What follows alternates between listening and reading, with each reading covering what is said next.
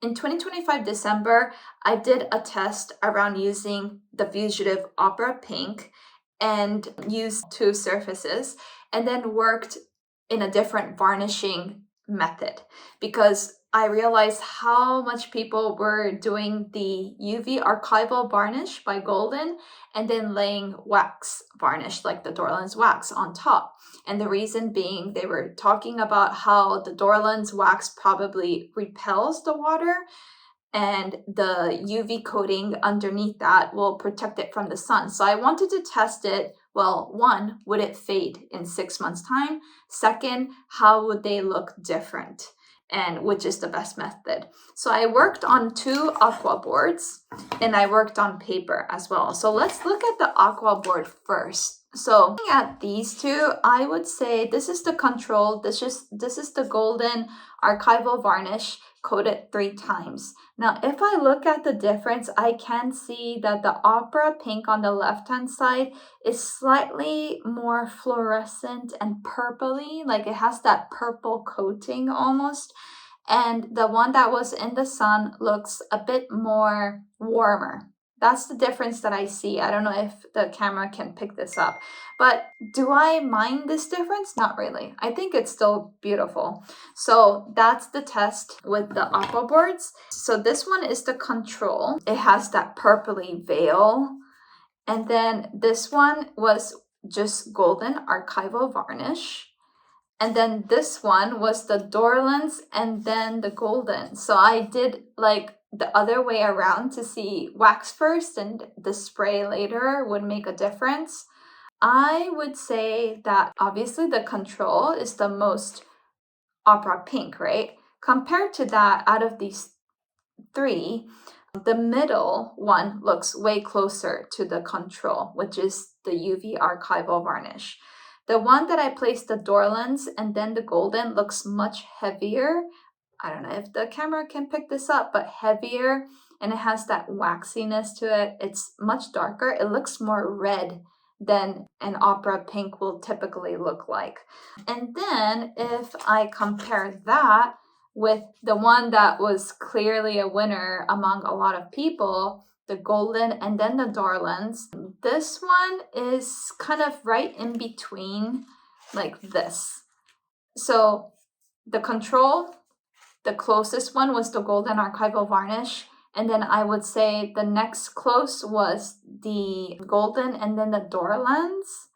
And then the last was the Dorland's and the Golden. But I don't know if I was heavy-handed with the one that I placed the Dorland's wax at the end, but this one just has that very waxy streakiness when you look at it from the side.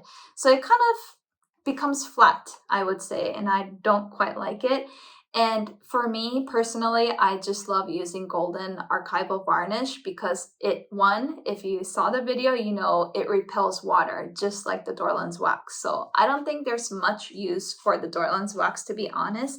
But when I do cards and I like that matte feel, I would place that Dorland's wax on top. That's it for the opera testing. I'll probably put it up still and see how it'll change in a year, so I'll keep you posted on that.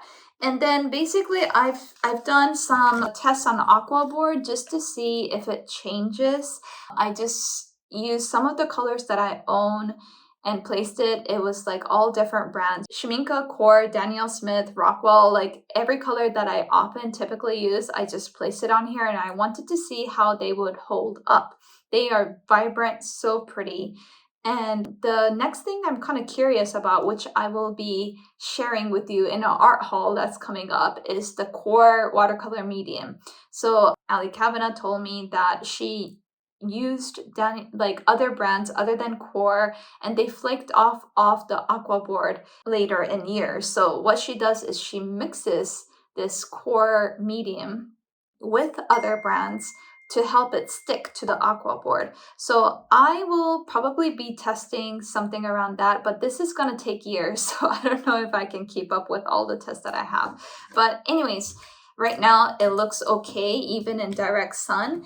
And then basically I've added tons of colors again into my watercolor collection. So these are the colors that I've did a whole Lightfast test around. The left is the control, and then this is direct sun. So I'm gonna look into this. And what surprised me is that previously what happened was that like Rockwell colors shifted over time, so I was saddened by it. But then actually the Rockwell color right here that I have, which is the dragonfly color, it didn't shift in color, which I'm very happy about.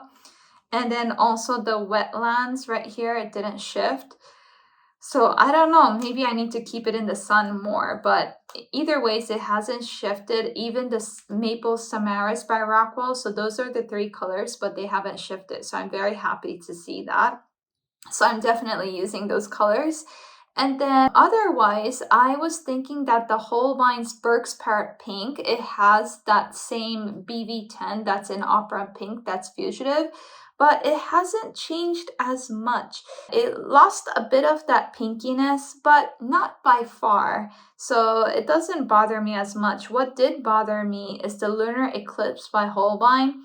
The red, the dark, the rich, like bloody redness of it kind of faded and became more orangey, which I'm not so happy about, but otherwise core is doing good. I'm only not happy basically about the Lunar Eclipse Red by Holbein.